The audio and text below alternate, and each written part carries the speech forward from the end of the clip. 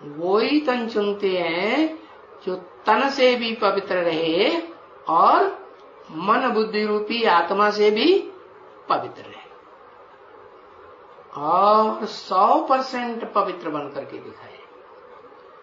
तो बताया पवित्र प्रवृत्ति मार्ग बनेगा या नहीं बनेगा? कि रुद्रमाला के मणकों से ही बनेगा, बीज रूपों से बनेगा?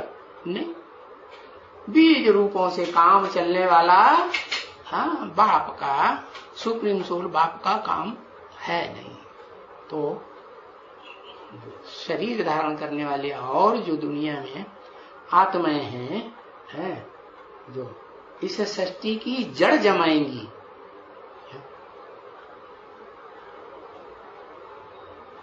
बीज जड़ जमाता है, फाउंडेशन जो है जिसके आधार पर सारा वृक्ष खड़ा रहता है, वो बीज के आधार पर खड़ा रहता है, अरे या जड़ों के आधार पर खड़ा रहता है?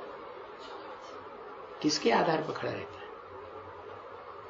है? अरे इतनी देर लगाते एक अक्षर। जड़ों के आधार पर सारा सृष्टि रूपी वृक्ष खड़ा रहता है। और बीज के ऊपर क्यों नहीं? क्योंकि बीज तो सड़ जाता है। अरे बीज जब बोया जाता है तो सड़ जाता है कि बना रहता है? कि दाना खाक में मिलकर गुले गुलजार होता है। जब तक बीज खाक में नहीं अपने को मिलाएगा तब तक वो गुले गुलजार अर्थात गुलशन तैयार नहीं कर सकता। क्या? बगीचा तैयार नहीं होगा।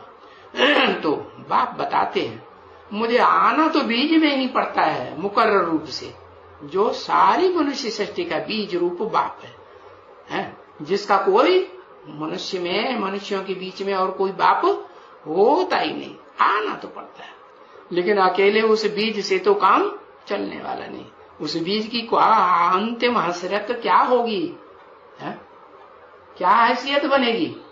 उसको तो अपने को, देवान को, देह को खाक में मिलाना है या नहीं मिलाना है?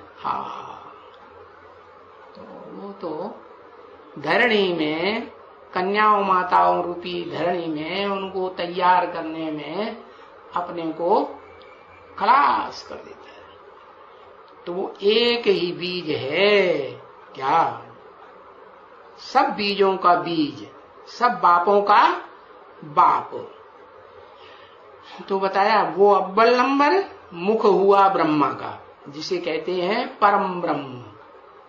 चारों मुखों को परम ब्रह्म कहते हैं? नहीं।